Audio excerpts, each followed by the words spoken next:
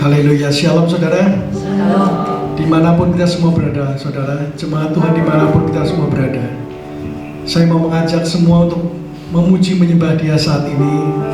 Kita mau naikkan pujian yang terbaik bagi Tuhan kita.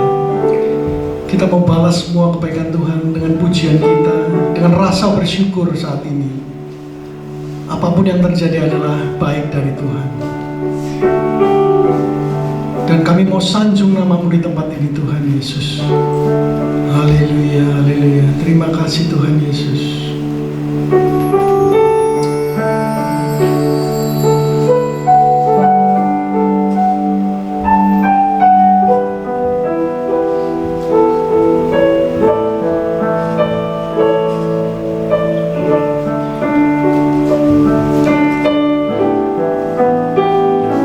Ku sanjung Kau di tempat tinggi, sebab Kau Imam besar agung. Ku sanjung Kau lebih dari yang lain,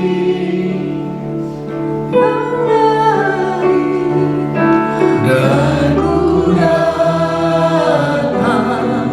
menyembah-Mu, Tuhan. Mari katakan, ku sanjung, ku sanjung Kau di tempat tinggi, sebab Kau Imam besar agung. Ku sanjung Kau lebih dari yang lain,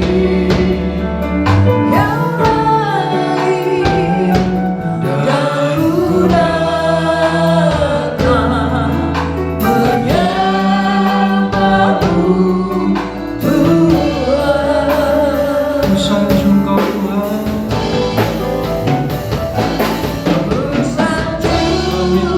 Terima kasih Tuhan. Kami menyanjung-Mu Tuhan, karena hanya Kau yang layak Tuhan. Ku sanjung Kau lebih dari yang lain, dan ku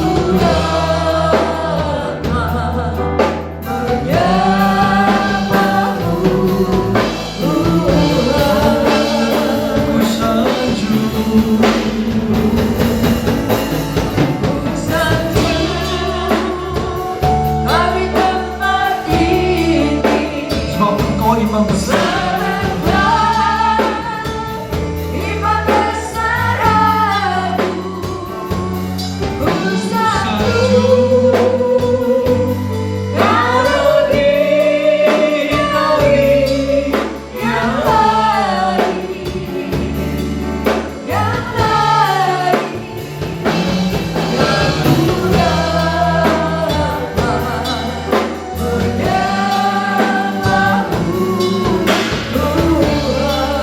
Dan ku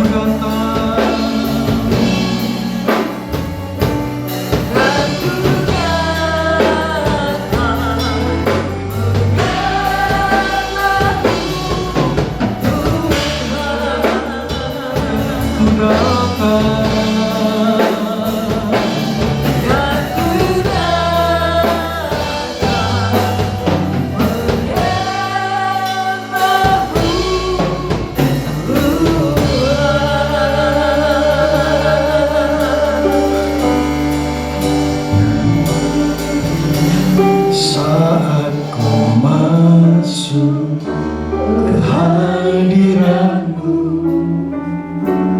ku tersungkur dan sembah-Mu. Ku persembahkan korban syukurku yang terbaik.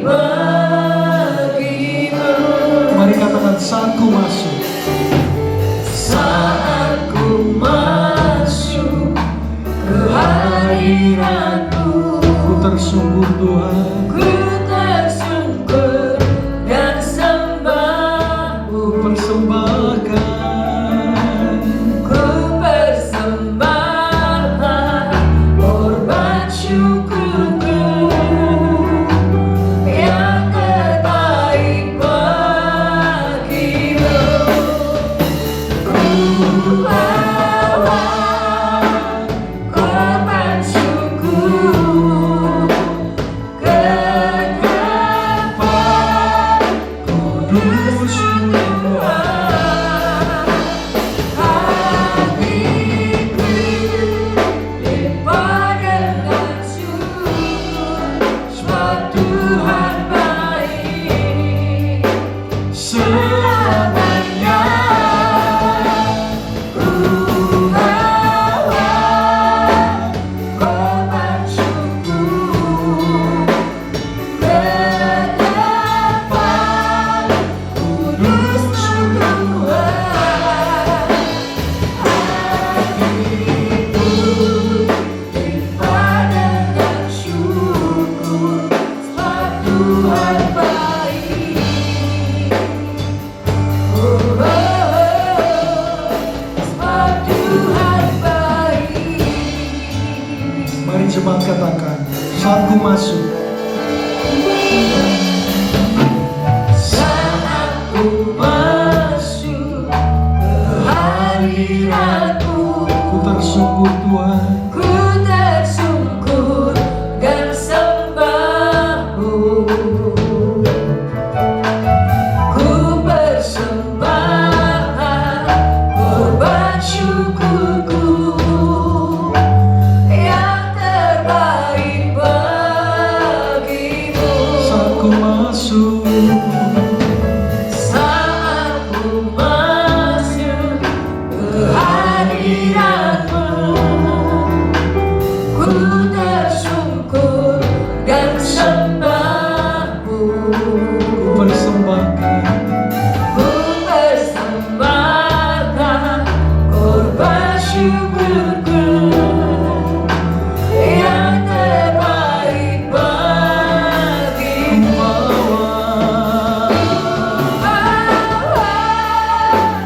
Korban syukur ke tempat kudus Tuhan.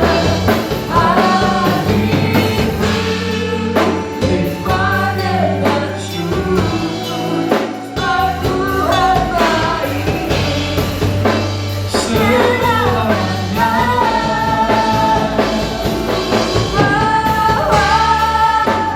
Korban syukur ke tempat kudus Tuhan. Hatiku limpah dengan syukur, sebab Tuhan baik.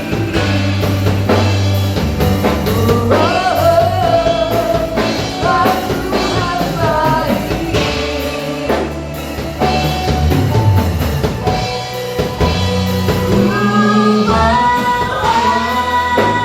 Korban syukur ke tempat kudus Tuhan. Hatiku limpah dengan syukur, sebab Tuhan baik selamanya.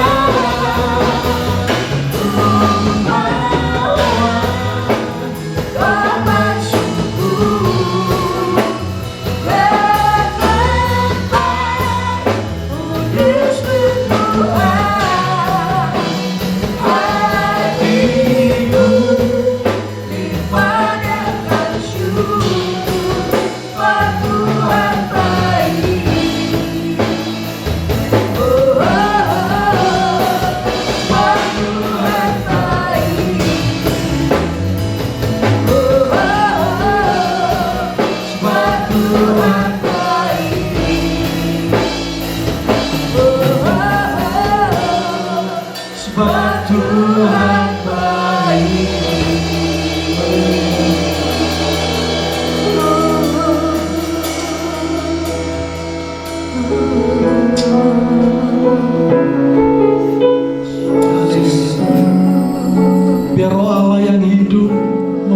kami sekarang. Memulihkan kami yang terluka, membebaskan kami yang terbelenggu.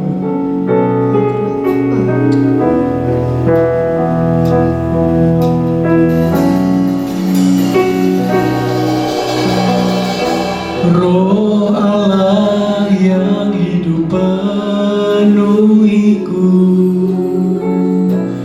Roh Allah yang hidup pulihkanku. Turunlah urapan ke atasku, membangkitkan kuasa-Mu.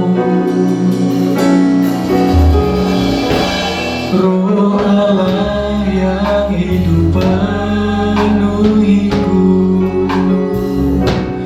Roh Allah yang hidup pulihkanku. Turunlah urapan ke atasku, membangkitkan kuasa-Mu, membebaskan hidup yang terbelenggu, memulihkan hati mereka yang terluka, serta mencerahkan mata yang buta. Jadikan hidupku alatmu, dipenuhi urapan baru, menyatakan kebesaran kuasa-Mu. Mari katakan, Roh Allah yang hidup, Roh Allah yang hidup penuhiku, Roh Allah yang hidup pulihkanku. Turunlah urapan ke atasku, membangkitkan kuasa-Mu. Roh Allah yang hidup, Roh Allah yang hidup penuhiku, Roh Allah yang hidup pulihkanku. Turunlah urapan ke atasku, membangkitkan kuasa-Mu, membebaskan hidup yang terbelenggu, memulihkan hati mereka yang terluka, serta mencerahkan mata yang buta. Jadikan hidupku alatmu, dipenuhi urapan baru, menyatakan kebesaran kuasa-Mu, membebaskan hidup terbelenggu, memulihkan hati mereka yang terluka, serta mencerahkan mata yang buta. Jadikan hidupku alatmu, dipenuhi urapan baru, menyatakan kebesaran kuasa-Mu, membebaskan hidup yang terbelenggu, memulihkan hati mereka yang terluka, serta mencerahkan mata yang buta. Jadikan hidupku alatmu, dipenuhi urapan baru, menyatakan kebesaran kuasa-Mu, membebaskan. Saya udah kalau namanya itu baca dulu.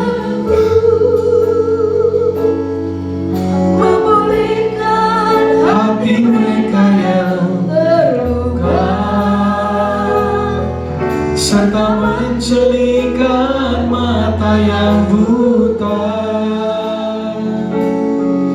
Jadikan hidupku Allahku dipenuhi urapan baru, menyatakan kebesaran kuasa-Mu, membebaskan hidup yang terbelenggu, memulihkan hati mereka yang terluka, serta mencerahkan mata yang buta. Jadikan hidupku Allahku dipenuhi urapan baru, menyatakan kebesaran kuasa. Jadikan hidupku Tuhan, jadikan hidupku Allahku dipenuhi urapan baru, menyatakan kebesaran kuasa. Jadikan hidupku, jadikan hidupku Allahku dipenuhi urapan baru, menyatakan kebesaran kuasa-Mu.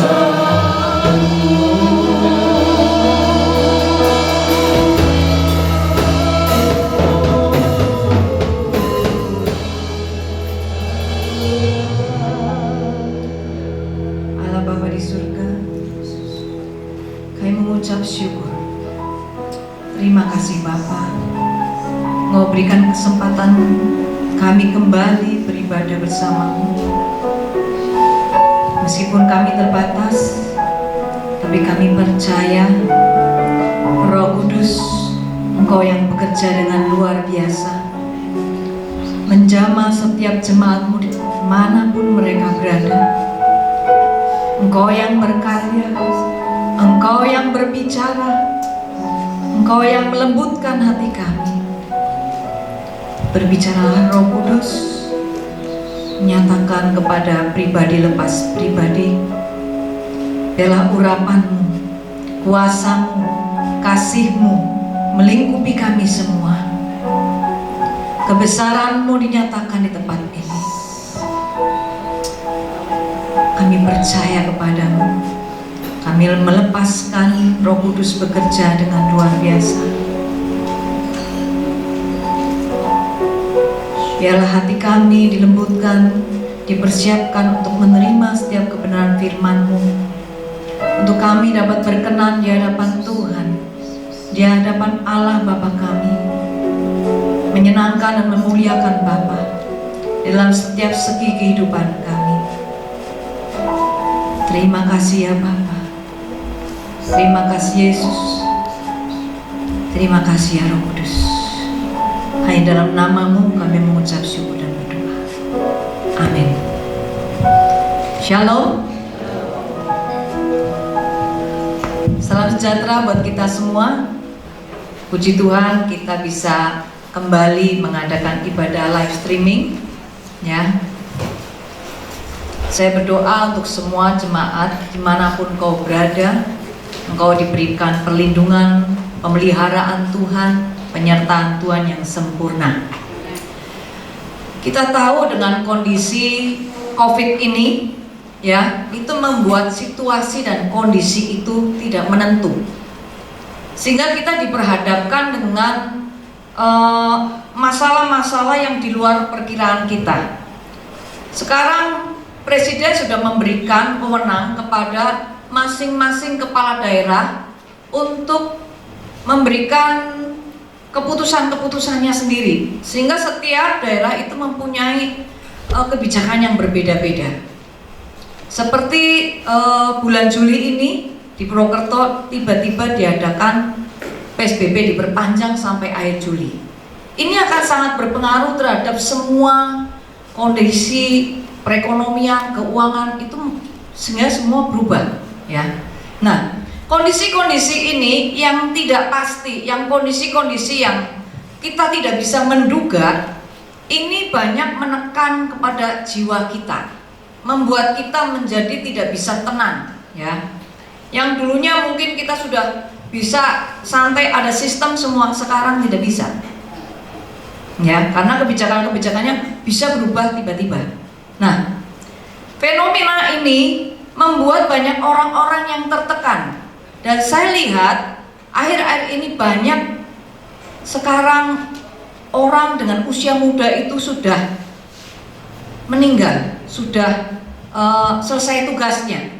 Nah, karena inilah saya terdorong untuk membagikan kebenaran tentang cara kerja manusia, ya, supaya kita dapat menghadapi godaan, cobaan, masalah dan tekanan dalam hidup ini, dan supaya ketika kita meninggal, kita selesai tugas, kita berkenan di hadapan Tuhan.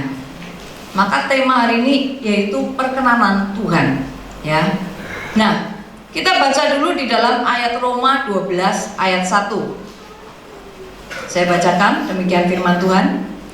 Karena itu, saudara-saudara, demi kemurahan Allah, aku menasihatkan kamu supaya kamu mempersembahkan tubuhmu sebagai persembahan yang hidup, yang kudus dan yang berkenan kepada Allah. Itu adalah ibadahmu yang sejati. Nah, kalau kita lihat sebenarnya tubuh itu kosong. Tubuh itu gak ada isinya. Coba kita lihat memandikan orang yang sudah meninggal. Orang yang sudah meninggal, tubuh itu tuh diangkat tangannya aja dia jatuh lagi, diangkat kakinya jatuh lagi. Dia seperti benda mati, tidak ada artinya, kosong. Tubuh itu kosong.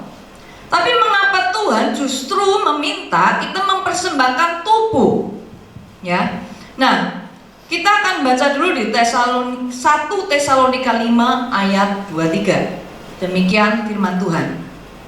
Semoga Allah damai sejahtera menguduskan kamu seluruhnya, dan semoga roh, jiwa, dan tubuhmu terpelihara sempurna dengan tak bercacat pada kedatangan Yesus Kristus Tuhan kita. Tuhan ingin kita kudus seluruhnya, baik roh, jiwa, tubuh, kita sempurna dan tak bercacat ketika Yesus datang.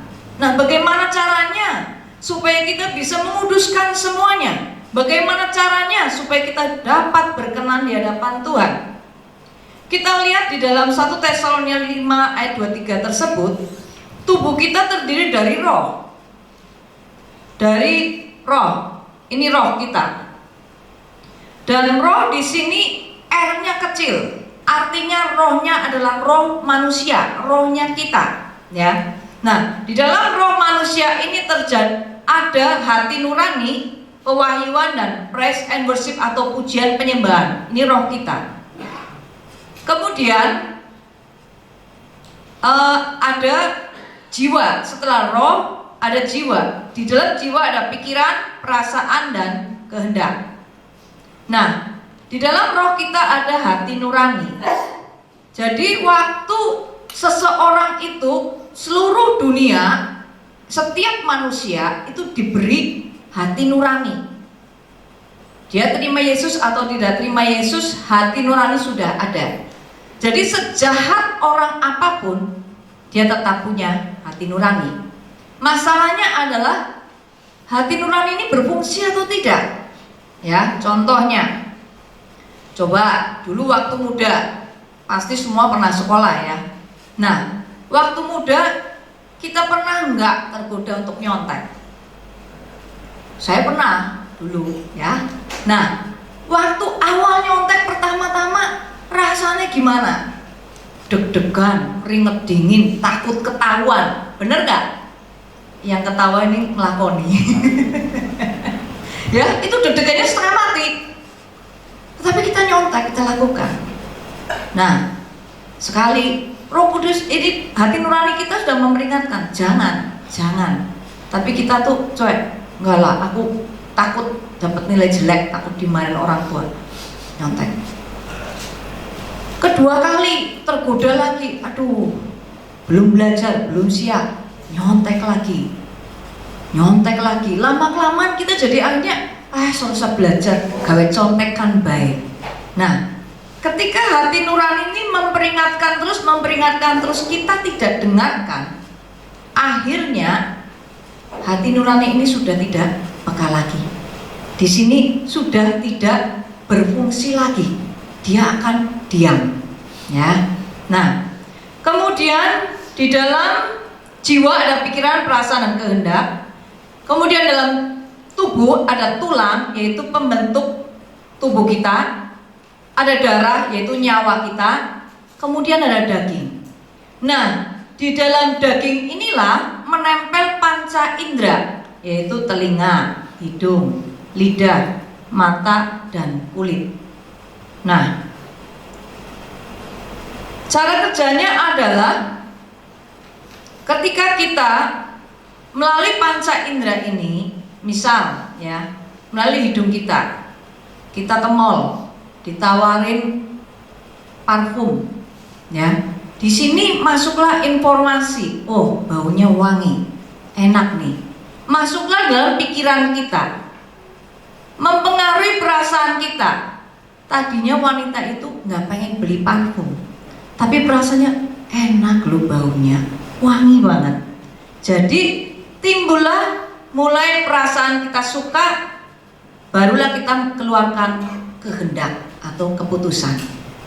Nah, misal nih lidah, ya, ini saya Coach itu nggak datang nih, ya. Coach itu makan masakannya Cinova, ya. Dia rasanya wah asin banget ya, masuk dalam pikirannya. Kenapa ya asin banget ya? Pikirannya mulai berpikir, marah apa ya? Mulai mikir, dia perasaannya mulai galau nih. Wah, aku kurang perhatian apa ya?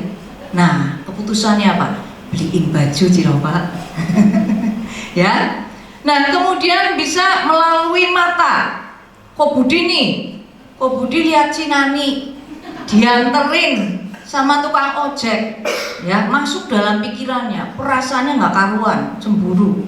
Kemudian memutuskan, aku mau beli motor buat nganterin Cinani, ya. Nah, kemudian nih kulit dicubit, kita dicubit, masuk dalam pikiran, sakit, perasaannya marah, kenapa kamu nyubitin aku? Kehendaknya balas. Nah, kemudian telinga nih, wah ini siapa nih yang kerja, ya, bagus nih, telinga dengar gajiannya naik, wah pikirannya langsung, wah gajiannya naik, informasinya masuk gajian naik, perasaannya seneng, terus mau traktir teman-teman pemusik. Amin. Ya, nah begitulah cara kerja tubuh kita. Cara kerja manusia itu seperti ini. Maka bagaimana kita memasukkan informasi dalam pikiran kita ini sangat penting, akan sangat berpengaruh dalam kehidupan kita. Ya, nah, bagaimana ketika kita lahir baru, terima Yesus sebagai juru selamat pribadi kita? Ketika kita mengaku dengan mulut percaya, itu adalah pekerjaan Roh Kudus. Nah, ketika terjadi lahir baru, maka Roh Kudus akan menyatu dan diam di dalam roh kita untuk menyertai kita selamanya. Ini adalah sesuai janji Yesus bahwa Dia akan menyertai kita sampai akhir zaman. Jadi ketika Yesus naik ke surga, Yesus dan Bapa menyatu dengan Roh Kudus, turun dan masuk dalam diri orang percaya. Mengapa kok bukan Yesus saja yang langsung menyatu dengan kita? Karena Yesus masih ada melekat dengan daging. Maka Yesus harus naik ke surga, berubah kembali menjadi roh, menyatu dengan Roh Kudus, dan menyatu dengan manusia. Ini jemaat bisa baca di Yohanes 14 ayat 16 sampai 19 ya. Nah, ketika kita terima Yesus, maka roh Yesus, Roh Kudus akan menyatu dengan roh kita. Ya. Jadi akan menyatu dengan roh kita. Tetapi ingat bahwa Roh Kudus itu adalah seorang pribadi. Ini yang sering kadang-kadang nggak disadari. Roh Kudus adalah pribadi di mana dirinya ada pikiran, ada perasaan, dan ada kehendak juga. Ya, kita tempelkan dulu.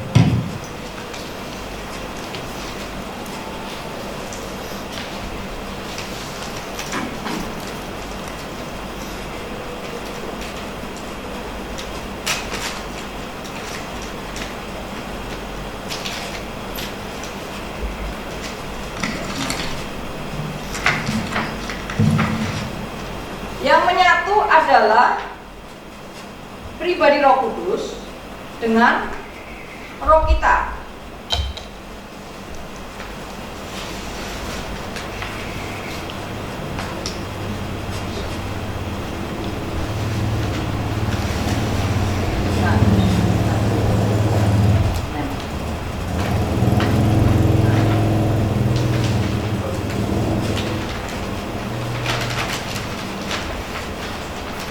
Ini yang menempel ini.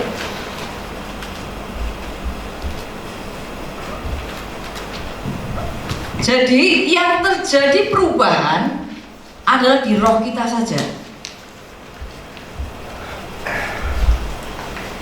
Ketika Roh Kudus menyatu, tidak terjadi apapun di dalam jiwa kita, di dalam tubuh kita. Tetapi lama-kelamaan akan kelihatan bagaimana dalam mungkin perkataan atau perbuatannya, tergantung dari kemauan orang tersebut untuk berubah. Ya. Nah, waktu kita baru saja lahir baru, pola pikir kita masih duniawi, masih terhadap hal-hal yang rohani, kita masih belum bisa nerima. Karena di sini hanya yang di sini yang berubah, ini belum. Maka yang terjadi adalah justru kita sering masih menolaknya, karena pola pikirnya masih pola pikir duniawi. Jadi cara kerjanya ini akan berbeda, hanya sedikit. Informasi masuk melalui panca indera kita, masuk dalam pikiran kita. Ketika kita sudah terima Yesus, di sini Roh Kudus menyatu dengan roh kita, akan membuat hati nurani kita yang sudah tidak berfungsi kembali berfungsi. Atau hati nurani yang berfungsi akan semakin peka, sehingga waktu setelah kita terima Yesus, di sini akan berbeda. Disinilah yang namanya medan peperangan rohani. Di sini terjadi misalnya informasi masuk, ya. Kemudian informasi masuk ini dalam pikiran. Di sini terjadi peperangan. Yang dulunya sesuai kehendak kita maunya apa, dicubit kita balas cubit. Di sini enggak. Roh Kudus akan berbicara melalui hati nurani kita, memperingatkan kita. Disinilah medan peperangan. Ya, nah, saya lihat banyak anak Tuhan yang belum kurang mengenali suara Roh Kudus. Ya, kadang sulit membedakan antara suara hati kita dan suara Roh Kudus dan pikiran kita. Ini akan sangat menghalangi pertumbuhan rohani kita. Coba misalnya kita ngobrol dengan seseorang. Nah, ketika kita ngobrol, orang itu ngomong katanya, rasanya kita menangkap informasi itu kita mantep enggak? Kecuali kita berbicara dengan orang itu langsung dan dia menyatakannya, kita akan lebih mantap. Begitu juga dengan pengenalan kita akan suara Roh Kudus. Ini akan sangat berpengaruh. Ya, nah, seringnya anak Tuhan tuh bingung antara membedakan suara hati dan suara Roh Kudus. Padahal Tuhan berbicara juga melalui hati nurani kita. Dia juga berbicara. Itulah yang dikatakan sebagai suara hati.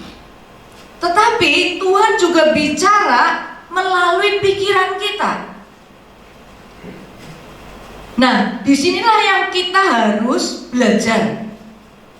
Kita harus belajar bagaimana membedakan apakah ini suara hati, apakah ini suara dari jiwa kita, atau suara Roh Kudus sendiri. Ya, nah, saya pernah mengalami begini, Tuhan berbicara melalui ini suara hati kita, atau Tuhan juga kita akan bisa membedakan dengan suara Roh Kudus itu suara yang tiba-tiba bisa keluar secara spontan. Ya, dulu saya pernah 2011 ikut seminar di Bukit Doa. Nah, di dalam kamar itu semuanya wanita, ada 4 orang. Tetapi ketika saya memberesin koper ya, saya itu memang lagi galau, pengen sekali mengecek satu hal. Itu lagi perang di sini. Ngecek enggak. Waduh, pengennya ngecek aja. Tetapi terjadi peperangan rohani di situ. Nah, ketika itu tiba-tiba ada suara lelaki besar tapi audible dari sini. Dari sebelah kiri dia jelas sekali bicara. Kalau ngecek, kalau percaya nggak usah ngecek. Oh, saya kaget, saya liatin loh, nggak ada laki-laki, semua perempuan. Itu jelas suara Tuhan, suara Roh Kudus. Itu seperti itu. Atau ya, dulu saya juga pernah 2014, saya waktu itu sedang berdoa, tiba-tiba ada suara di dalam hati kita. Itu suaranya keras, suara laki-laki juga. Dia menyatakan bikin persetujuan doa. Nah, saya ngomong, saya nggak mau Tuhan. Setahun 2 tahun top persetujuan doa saya nggak mau. Itu kemudian sampai 3 kali itu terjadi. Itulah suara Roh Kudus. Tetapi suara Tuhan juga berbicara melalui suara ini, hati nurani. Itu yang namanya suara hati. Jadi tidak mungkin suara hati dengan suara Roh Kudus berlawanan. Kenapa? Roh Kudus menyatu dengan roh kita. Dia justru memperkuat hati nurani kita, membuat semakin peka. Jadi Tuhan juga berbicara melalui hati nurani kita.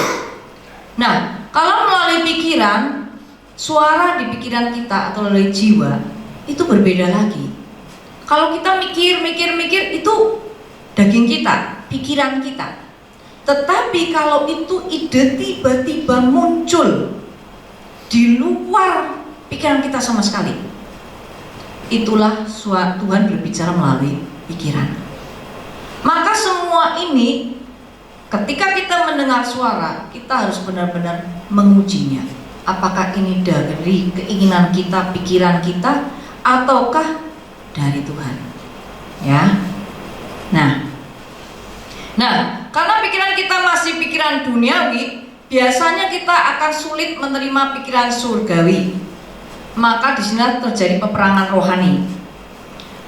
Maka sangat berpengaruh besar apa yang kau masukkan, apa yang jemaat Kristus masukkan dalam pikiran kita. Apakah telenovela, drama Korea, ya, game, atau berita-berita terus yang di TV, nggak salah lihat itu semua. Tetapi ini akan mempengaruhi perasaan kita, mempengaruhi kehendak kita. Disitulah, ya. Otomatis ketika terjadi tekanan, seperti ilustrasi minggu kemarin Pak Gembala, terjadi tekanan masuk dalam pikiran kita, maka perasaan dan keputusan apa yang akan keluar? Bila ini telenovela, drama, insert, apalagi itu yang berita-berita tentang artis-artis, ini akan sangat berpengaruh. Ya, contohnya, saya punya teman, dia dari keluarga yang kurang kasih ya. Nah, dia menikah dengan seorang pria yang kehidupannya memang dia kaku, orangnya cukup egois dan kaku, dan itu membuat dirinya itu haus akan kasih sayang. Dia pengen sekali dapat perhatian, dapat kasih sayang dari suaminya, tetapi dia tidak mendapatkannya. Nah, ketika itu dia setiap hari nonton drama Korea. Kita tahu drama Korea itu nggak semuanya ya, tapi banyak cerita-cerita yang bahwa di mana orangnya begitu kaya, begitu luar biasa, romantis, kasih bunga, naiknya mobil, dinner, sangat indah. Apa yang ditampilkan itu sangat indah, dan itu membuat dia semakin down. Kok suamiku nggak bisa kayak gini ya? Ngasih ulang tahun aja, ngucapin selamat aja sama aku mesti lupa. Nah, itu membuat dia semakin down, semakin kecewa. Pikirannya ini dia semakin kecewa. Keputusannya apa? Ribut terus tiap hari, nuntut terus. Mbok kamu gini, mbok kamu gitu, mbok kamu gini. Terjadilah pertengkaran terus dalam rumah tangganya. Itu contohnya. Kemudian mengapa sekarang begitu banyak kejahatan-kejahatan seksual? Saya waktu itu sempat makan ronde di alun-alun malam-malam itu. Saya melihat seorang pemuda itu melihat HP. Saya ngelongok aja. Ternyata yang dilihat apa? Wanita seksi, gambar-gambar yang porno. Itu sangat berpengaruh. Dia memasukkan pikiran itu, memasukkan pada otomatis mempengaruhi perasaan. Hendaknya apa? Dia akan melampiaskan kemana? Ketika dia berkeluarga, maka terjadilah banyak bahaya kejahatan seksual. Ya. Kemudian game. Mengapa game itu begitu berbahaya? Karena iblis itu memberikan game-game ini itu supaya membuat kemampuan kita itu turun. Kapasitas kita yang sebenarnya luar biasa itu menjadi turun. Kenapa? Kita sudah nggak peka terhadap lingkungan. Kita malas untuk melakukan hal yang lain. Lebih senang game kok. Game itu narik terus kayak magnet. Kemudian ada juga, saya pernah menemukan seorang anak muda yang SMA, akhirnya dia putus sekolah. Kenapa? Dia kerasukan. Jadi dia bisa bergerak, memukul gerakan-gerakan di game itu dia. Jadi dia kayak orang sudah nggak sadar, membuat dia akhirnya putus sekolah. Dan waktu dulu saya pernah nonton juga ada berita di TV bahwa anak umur 11 tahun, kelas 5 itu membunuh anak umur 12, kelas 6. Hanya gara-gara apa? Minta uang 1.000, nggak dikasih. Diapain? Dipukul, diinjek-injek, akhirnya meninggal. Dan waktu sebelum saya lihat berita itu, saya lihat gamenya anak saya. Waktu zaman itu anak saya masih kecil, gamenya game apa itu ya? Dragon Ball. Dragon Ball itu bisa terbang, naik ke atas, turun, nginjek musuhnya. Bangun lagi, pukulin lagi, terbang lagi. Nah, saya melihat, oh ini ya Tuhan, kenapa game begitu berbahaya. Game sangat berbahaya. Sebenarnya Tuhan tidak mau menggunakan handphone kita untuk hal-hal yang tidak benar, ya. Nah, bila seseorang tidak dapat mengalahkan pikiran duniawi atau tidak taat kepada Roh Kudus, maka pikiran duniawi ini akan menguasai perasaan orang tersebut. Maka kehendak dirinya pribadi yang terjadi, bukan kehendak Allah. Nah, ketika kita tidak taat, Roh Kudus itu adalah seorang pribadi. Dia punya pikiran, perasaan, dan kehendak. Dan sifat dari Roh Kudus itu sangat lembut dan sangat menghormati hak kebebasan manusia. Maka dia akan diam. Dia tetap di dalam tapi diam. Dia tidak pergi, tapi dia sudah diam, tidak berfungsi. Ya. Nah, Roh Kudus akan meninggalkan kita ketika kita menghujat Roh Kudus. Di sini menghujat Roh Kudus tidak sekedar hanya murtad.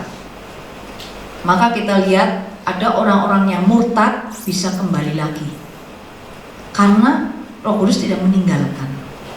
Tetapi ketika dia sudah murtad, kemudian sengaja sudah tahu dosa, dilakukan berulang sengaja untuk menyakiti. Dan ini adalah kedaulatan Tuhan. Ini adalah kuasa Tuhan. Tuhan yang akan menilai orang ini sudah menghujat Roh Kudus atau tidak. Dan pribadi orang tersebutlah yang akan mengetahui kasih karunia Tuhan buat dia selesai atau belum. Itu kedaulatan Tuhan. Maka kita nggak bisa menghakimi orang ketika dia meninggalkan Yesus, akhir hidupnya nanti dia akan seperti apa, kita nggak ngerti. Itu benar-benar kasih karunia Tuhan saja kita bisa kembali, ya. Nah, sekarang bagaimana caranya supaya kita bisa berkenan di hadapan Allah? Pertama, kita harus mempersembahkan roh kita. Kita baca dulu 1 Korintus 3 ayat 16. Tidak tahukah kamu bahwa kamu adalah bait Allah dan bahwa roh Allah diam di dalam kamu? Kita tahu kita adalah bait Allah, yaitu tubuh kita. Roh Allah ada di dalam kita. Maka supaya kita berkenan, justru kita harus mempersembahkan roh kita dulu. Ini dulu yang dipersembahkan kepada Tuhan. Nah, mengapa harus roh kita yang harus dipersembahkan? Kenapa bukan jiwa kita yang dipersembahkan kepada Tuhan? Pertama, ya, kita lihat bahwa sebenarnya roh itu penurut tetapi daging lemah. Maka ketika kita mempersembahkan roh kita, daging di sini jiwa kita akan mengikuti roh kita, kemudian tubuh kita akan mengikutinya. Ingat, tubuh kita kosong, ya. Jadi tubuh kita hanya akan mengikuti apa yang ada di dalam jiwa kita. Ketika kita mempersembahkan ini akan mempengaruhi jiwa kita, kemudian akan mempengaruhi tubuh kita. Maka tidak heran ketika banyak orang yang mengikuti seminar ini, seminar itu, mengikuti retret ini, retret itu, tapi jatuh bangun. Kenapa? Kebanyakan orang membangun di jiwa. Jiwanya lah yang disentuh. Maka ketika rohnya belum berubah, jiwanya yang disentuh, ini akan terjadilah jatuh bangun. Ya. Nah, bagaimana cara kita membangun, mempersembahkan roh kita? Hanya dengan pujian dan penyembahan dan doa. Ketika pujian, penyembahan dan doa ini kita bangun terus, maka terjadilah kita masuk ke dalam hadirat Tuhan, nempel dengan Tuhan, maka terjadilah panca indera rohani kita akan dibangun. Maka kalau kita banyak pujian penyembahan, banyak berdoa, berpuasa, kita sedang memberikan roh kita, sedang memberi makan roh kita, maka ini akan terjadilah penciuman rohani, ya, kemudian pendengaran rohani, kemudian mata rohani kita akan dibukakan. Di sini kita akan menjadi peka, ya, kita akan dengar-dengaran dengan suara Tuhan. Kita akan lama-kelamaan akan semakin mengenal mana suara hati, mana suara dari jiwa kita.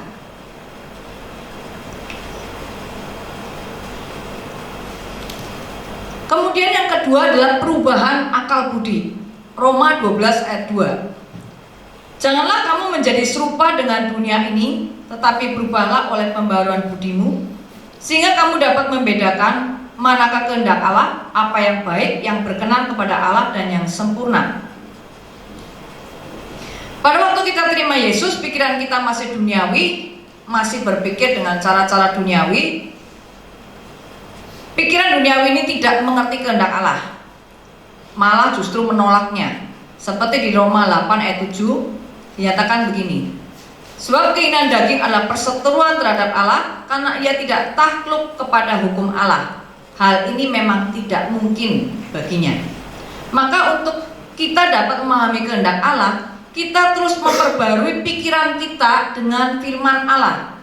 Cara kita memahami kehendak Allah yang dinyatakan kepada kita akan sebanding dengan tingkat pembaruan pikiran kita. Maka dengan senantiasa kita membaca, mendengarkan, mempelajari, merenungkan firman Tuhan, maka pikirannya setahap demi setahap akan berubah. Cara pikirnya dari cara pikir dunia akan berubah menjadi cara pikir surgawi. maka disinilah baru kita mulai mengerti kehendak Allah yang berkenan di hadapan Allah.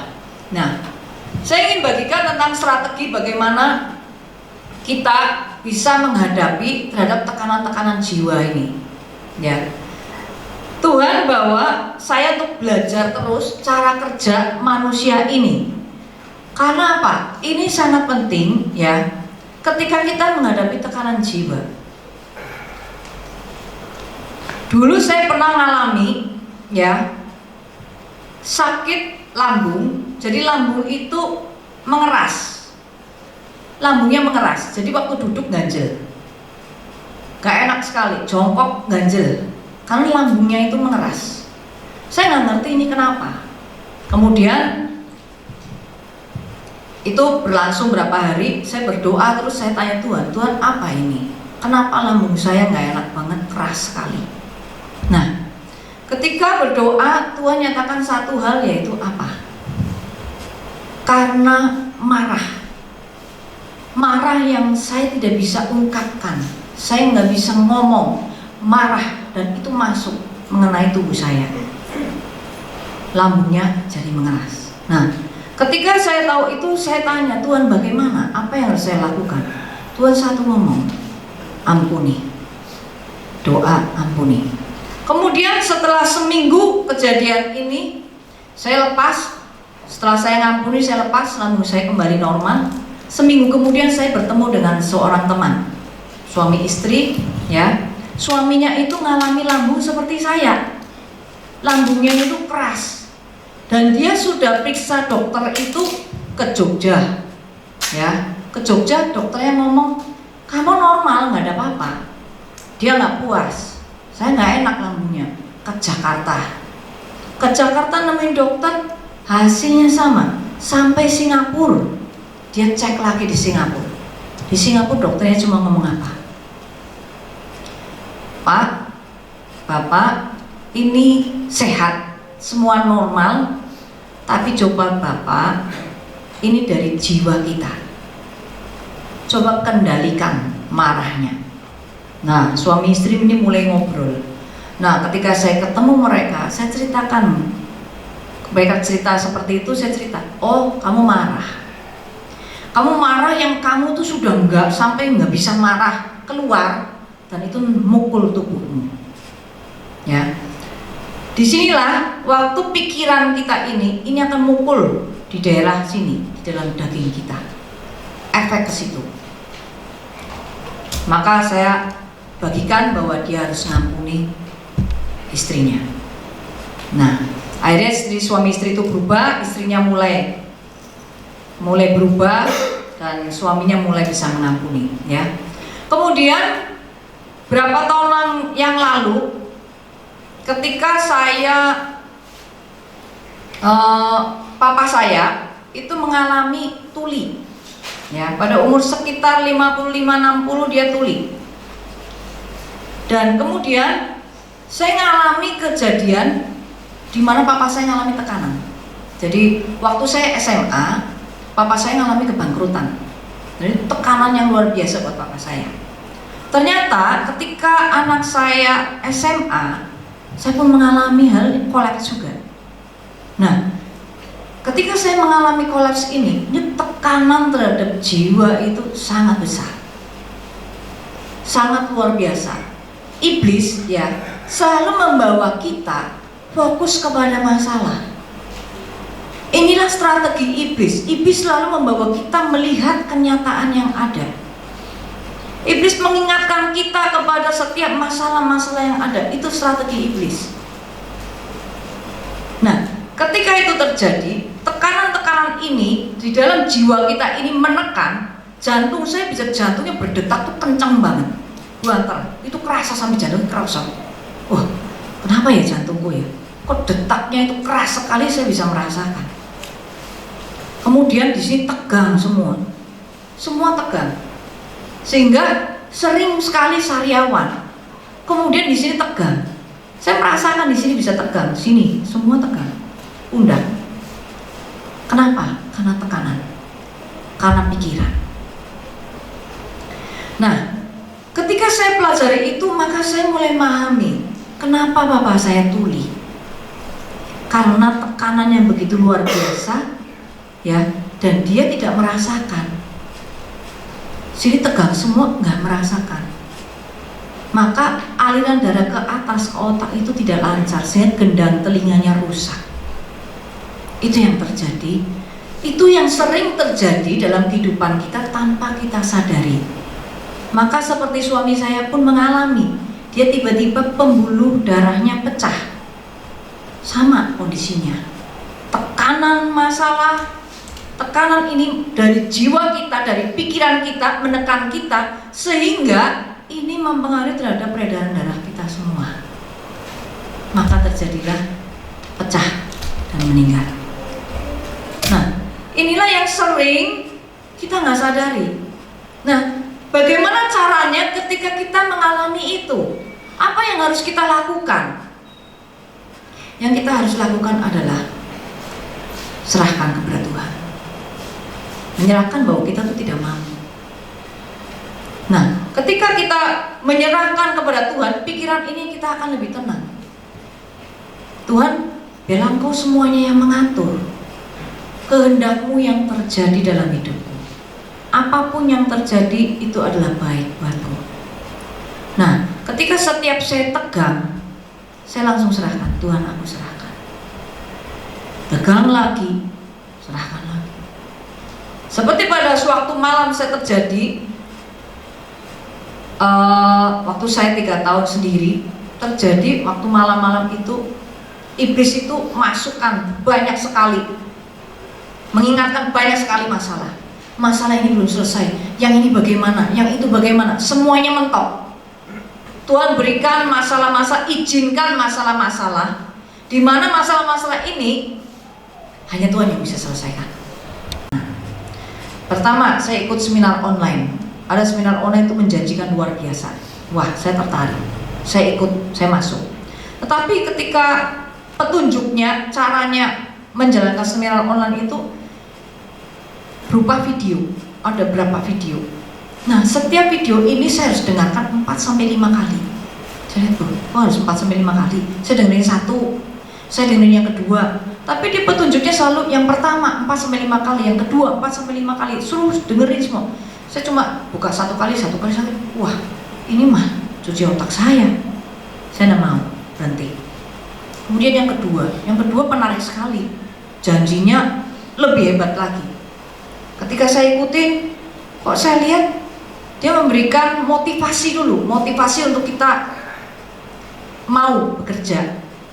Nah, ternyata motivasi itu ada suatu contoh yang bagi saya kurang berkenan, ya. Kenapa? Dia mencontohkan tentang kemaluan wanita. Bagaimana asumsi kita ketika melihat gambar itu? Saya pikir itu bukan. Ini tembok gelap. Ini tembok, ini gelap. Ini bukan. Masa sih dia akan beri contoh begitu? Ternyata betul contohnya itu. Dan saya kaget, wah, ini bukan dari Tuhan. Tapi sangat menarik, saya ikutin terus. Ketika saya ikutin terus, tapi di situ saya sudah daftar, tinggal bayar. Roh Kudus ingatkan tentang pusaran air. Nah, waktu saya dengar pusaran air itu, pusaran adalah perputaran air yang sangat cepat sekali, dan itu akan membawa kita turun. Kalau sudah dalam pusarannya, kita akan tertarik ke dalam, nggak bisa keluar lagi. Nah, ketika saya lihat itu, oh Tuhan, ini ya maksud doa kemarin. Saya nggak boleh ikut, batal nggak ikut lagi. Yang ketiga, saya sudah ikut, saya masuk. Karena apa? Ini pikiran saya, perasaan yang pengen segera keluar dari masalah. Saya tertarik, saya langsung masuk. Memang saya nggak tanya Tuhan, cuma saya merasa damai kok, damai, jalan terus. Tetapi ketika dalam perjalanan itu, saya sudah berapa hari ya, sekitar 3 atau 4 hari jalanin itu, sudah lumayan dapat bawahan. Itu menggunakan sistem jaringan sudah dapat bawahan lumayan banyak. Nah, saya melihat satu video yang pernah kita kirimkan di grup tentang TikTok syndrome, ya. Nah, TikTok syndrome itu orang itu karena dia sering sekali menggunakan TikTok, dia bisa bergerak sendiri. Ketika malam saya lihat oh ini mah roh yang masuk ini. Karena di situ kesaksiannya orang bahwa mengalami periksa ke dokter ngomong normal semua, tidak ada sesuatu pun yang sakit. Nah, ketika itu saya oh ini roh yang masuk, ini bahaya sekali. Malam mau tidur, biasa kami berdoa dan di situ saya bersenandung saja, nyanyi toh kudus kuduslah, nyanyi lama-lama masuk hadirat. Dan di situ saya merasakan bahwa Yesus itu meluk saya kencang banget. Tetapi dalam hati saya gini, kok seperti pelukan perpisahan sih. Nah, cuma saya nggak mikir lagi tuh, kok kayak gitu sih, aku cuma gitu, terus saya tidur aja. Jam 3:30, setengah 4 saya dibangun. Tapi waktu bangun langsung bahwa aplikasi ini bisa masuk roh. Dan Tuhan punya rencana. Tuhan nggak menginginkan saya masuk menjalankan aplikasi ini. Nah, akhirnya saya bangun. Barulah saya bangunkan suami saya, terus saya ngobrol. Saya ngaku akhirnya 3 hari nggak bisa tidur. Karena apa? Dipenuhi pikiran saya oleh aplikasi ini. Aku akan lakukan ini, strateginya begini, aku harus begini, bisa nolong orang dengan seperti ini, caranya nolong orang begini. Semua terus dipikir terus, setiap malam nggak bisa tidur. Itulah yang namanya ikatan. Ya, itulah yang namanya ikatan. Nah, kemudian saya cerita, terus akhirnya udahlah, selesaikan 2 lagi, saya selesai, saya sudah dapat bonus, saya berhenti. Tetapi ketika setiap saya jalanin itu, nawarkan itu, saya nggak dapat pewahyuan, saya nggak dapat ini dari Tuhan. Tapi ketika saya berhenti, Roh Kudus bicara lagi. Saya bilang, kok bedanya sangat jelas sekali. Disitulah saya baru saya memutuskan untuk berhenti. Nggak gampang untuk memutuskan berhenti. Karena apa? Ini yang diikat.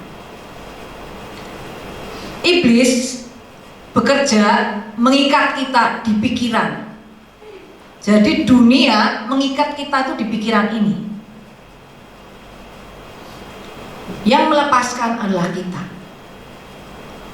Roh Kudus menolong kita, menguatkan kita, menegurkan, mengingatkan. Tetapi ikatan inilah kita yang harus menanggalkannya. Ya. Maka ketika kita menghadapi tekanan-tekanan, saya ingin supaya kita belajar bagaimana supaya kita bisa menghadapi setiap godaan, setiap cobaan, setiap masalah yang iblis tawarkan. Hanya bisa dengan pujian, penyembahan, dan doa. Ketika pujian, penyembahan, doa inilah memperkuat kita untuk melawan setiap godaan yang ada. Kemarin saya benar-benar sulit sekali. Karena apa? Bagi saya 2 lagi target saya selesai, Tuhan. Biarkan saya selesaikan dulu 2 lagi, baru saya berhenti. Tetapi Tuhan tetap tidak mau. Bagaimana keputusan kita? Disinilah medan peperangan. Apakah kita mau melepaskan ikatan duniawi untuk mengikuti cara pikir surgawi? Kemudian bagaimana waktu kita menghadapi tekanan, stres? Di sini kita harus pujian, penyembahan supaya ini bisa dibebaskan. Karena melalui pikiran ini akan mempengaruhi darah dan tubuh kita. Maka terjadilah pecah pembuluh darah, terjadilah banyak sekali penyakit yang dapat membuat meninggalkan tugas di bumi. Ya. Nah, mari saya panggil pemusik.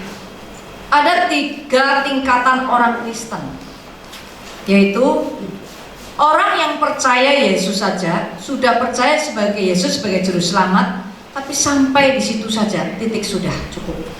Ada yang seperti itu. Kemudian ada lagi kelompok kedua, yaitu orang Kristen yang mengejar jawaban pergumulan, yang mengejar kesembuhan, yang mengejar mujizat, yang mengejar berkat. Dan kemudian ada orang Kristen yang ketiga, yaitu yang siap jadi murid. Apa ciri-cirinya? Ketika menghadapi masalah, dia tidak menyalahkan keadaan, dia nggak nyalahkan diri sendiri, tidak menyalahkan Tuhan, dan sudah nggak bertanya lagi, kenapa begini Tuhan, kenapa begitu Tuhan. Tetapi dia sudah bisa menyerahkan seluruh kehidupannya kepada Tuhan. Inilah jenis orang Kristen yang berkenan di hadapan Tuhan.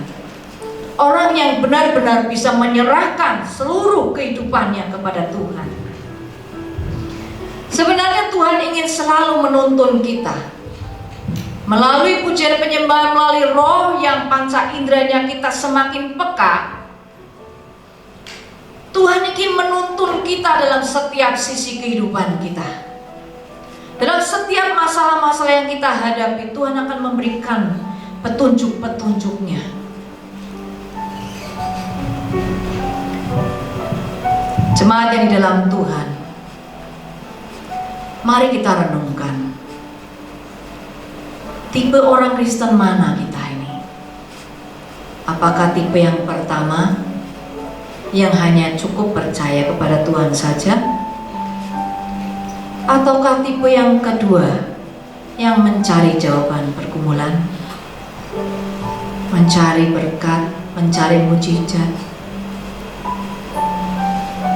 Ataukah tipe kedua, yang mau dibentuk oleh Tuhan, yang mau mengalahkan kehendak, pikiran perasaan kita di bawah pikiran perasaan Tuhan? Inilah yang Tuhan rindukan. Pergaulan karib dengan Tuhan, berjalan bersama di dalam roh dan kebenaran. Ini yang Tuhan rindukan. Jemaat yang dikasihi oleh Tuhan, betapa Yesus sebenarnya sedang menunggu kita semua. Menunggu supaya Dia dapat berjalan, Dia dapat memimpin kita, membawa kita kepada kehidupan yang penuh dengan damai sejahtera dan sukacita surga. Meskipun di tengah-tengah masalah, di tengah-tengah cobaan,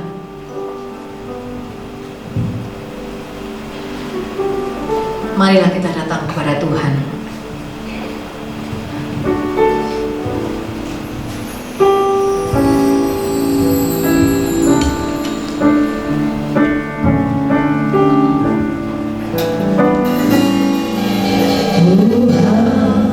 Kau sempurna dalam rencanamu dan karyamu. Ku serahkan hidupku, murnikan dengan rohmu. Tuhan, Kau sempurna dalam rencanamu dan karyamu. Ku serahkan hidupku, murnikan dengan rohmu. Hidupku mengenali firman-Mu, tanda mujizat sertai tiap langkahku. Kau bersamaku di dalamku, jadi bukti kebesaran hidupku mengenali firman-Mu. Tanda mujizat sertai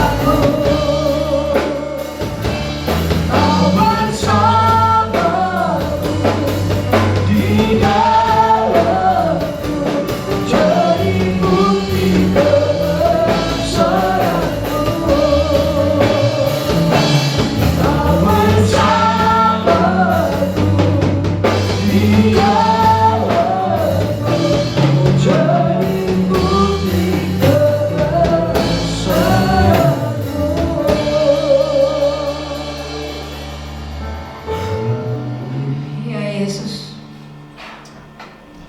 Betapa Engkau sudah merindukan kami. Betapa hatimu merindukan kami datang kepadamu, menyerahkan segala kehidupan kami ya Bapa. Yesus, Engkau begitu mengasihi kami. Engkau ingin berkarya, Engkau ingin membawa kami keluar dari setiap masalah kami. Engkau sendiri ingin merindukan kami semua dalam berkelimpahan. Berkelimpahan damai sejahtera sukacita surgawimu. Ampuni kami. Kami sering meninggalkan Engkau, kami fokus dengan masalah kami. Kami sering fokus dengan keinginan-keinginan kami. Kami fokus dengan kenyamanan duniawi ini Tuhan. Ampuni kadang-kadang kami tidak kuat menghadapi setiap godaan-godaan yang ada Tuhan. Kami hanya memenuhi keinginan kami saja, kenyamanan kami saja. Betapa Kau merindukan kami. Betapa Kau sudah menunggu terus kami bekerja.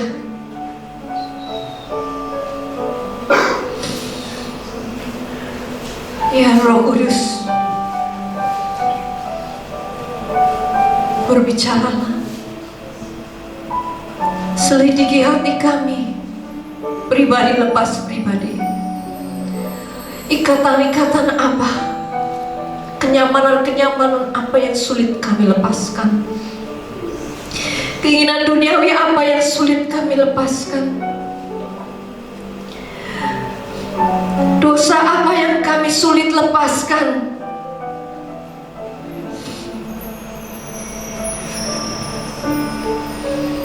Ampuni kami ketika kami justru fokus kepada masalah-masalah kami saja. Kami tidak memikirkan perasaan-Mu. Kami tidak memikirkan dan menghormati Engkau. Engkau ada di dalam hati kami. Tapi kadang kami tidak kuat dan kami melakukan dosa. Kami tidak menghormati Engkau.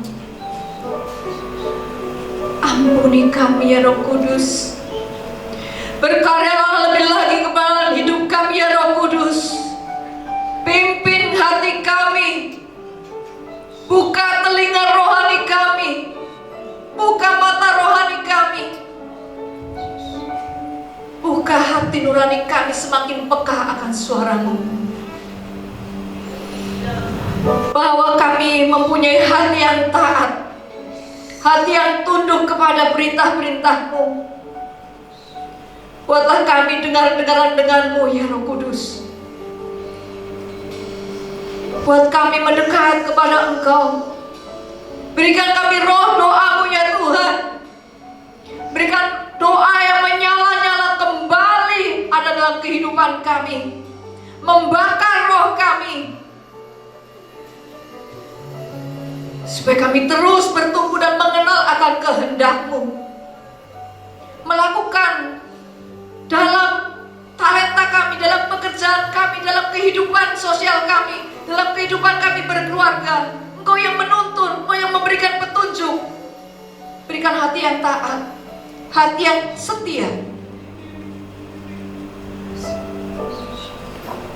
Bersihkan, murnikan, bentuk kami supaya kami kudus, sempurna, roh, jiwa, dan tubuh kami sempurna, tidak bercacat ketika kedatangan Yesus kedua kalinya. Persiapkan hati kami ya Allahku. Kami tidak mampu. Roh Kudus Kau yang bekerja menguasai kami. Sungguh kami merendahkan diri kami karena kami tahu kami tidak mampu melakukannya.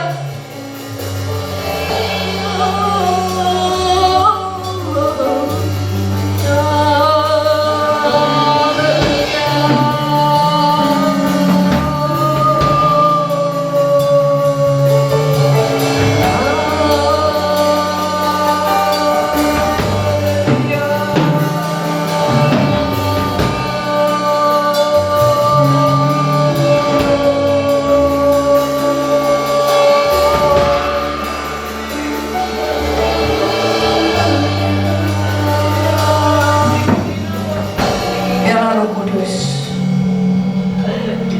Engkau yang menguasai setiap hati kami. Berikan kami kepekaan ketika tubuh kami memberikan sinyal-sinyal, ketika tubuh kami tegan, ketika tubuh kami memberikan sinyal-sinyal bahwa kami mengalami tekanan yang besar dalam jiwa kami. Mampukan kami peka. Roh Kudus, ingatkan kami untuk kami kembali menyerahkan hidup kami. Kasih karunia Tuhan turun melingkupi kita semua di tempat ini dan setiap jemaat Tuhan dimanapun kau berada. Biarlah Roh Kudus yang berkarya, Roh Kudus yang menguasai hati, pikiran, kehendak kita, dan ini akan menyenangkan hati Tuhan,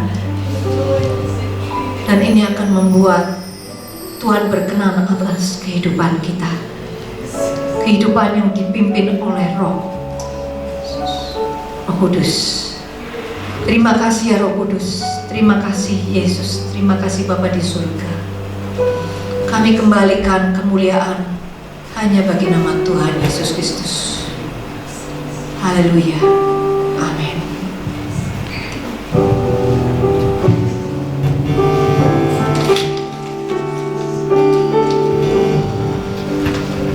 Kami memuji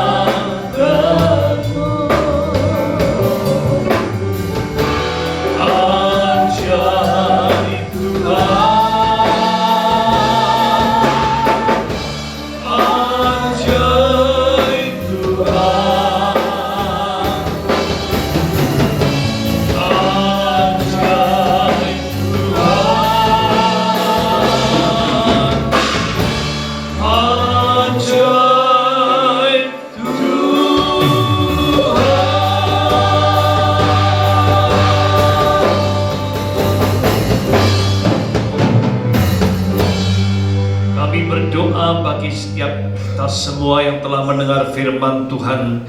Biarkan firman-Mu itu adalah menjadi rema dalam kehidupan setiap kami, mengubah hidup kami yang sungguh-sungguh Tuhan. Inilah waktunya hidup kami menjadi orang-orang yang berkenan di hati Tuhan.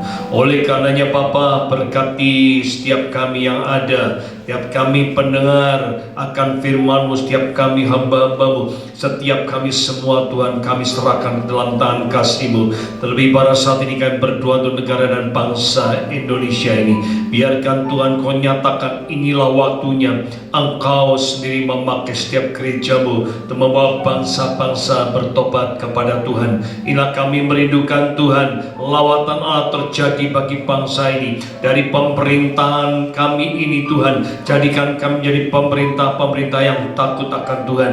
Biarkan sekali dari pusat sampai dari atas sampai daerah, semuanya Tuhan kami serahkan ke dalam tangan kasih-Mu. Biarkan segala sesuatunya Engkau sendiri Tuhan yang diagungkan, dimuliakan. Jadikan kami menjadi pemerintah-pemerintah wakil Allah yang sungguh untuk melakukan apa yang Kau kehendaki itu terjadi atas kami. Para hamba-hamba-Mu dimanapun kami berada, berkat anugerah kasih dan Kau limpah ke atas kami. Berikan kekuatan, kemampuan bagi kami dalam setiap jemaat-Mu. Biarkan segala sesuatunya Tuhan, inilah waktunya Tuhan melawat kami semua, sehingga sekarang hidup kami benar-benar Tuhan didapati menjadikan hati yang berkenan dan layak di hadapan-Mu. Ketika Kau datang yang kedua kalinya Tuhan menjemput kami, bahkan kami ketika tugas kami selesai, ketika kami menghadapkan tata-Mu, kami didapati hidup yang tidak cacat dan tidak celah di hadapan-Mu. Semuanya Tuhan Ajarkan kami merindukan untuk kami melakukan tepat seperti apa yang Kau inginkan Tuhan.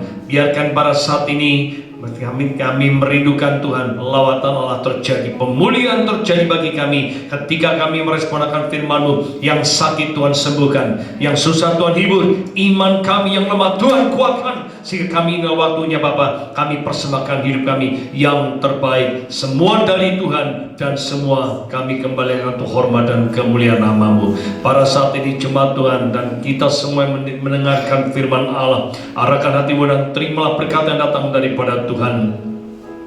Tuhan memberkati engkau dan melindungi engkau. Tuhan menyinari engkau dengan wajahnya dan memberi engkau kasih karunia. Tuhan menghadapkan wajahnya kepadamu dan memberi engkau damai sejahtera. Bila rahmat dan berkah Allah Bapa dan kasih Tuhan Yesus Kristus oleh persekutuan Roh Kudus menyertai engkau pada hari ini sampai Maranatha. Tuhan Yesus datang yang kedua kalinya. Di dalam nama Tuhan Yesus Kristus kami berdoa mengucapkan syukur. Haleluya, haleluya, amin. Hosana bagimu di tempat yang tinggi. Hosana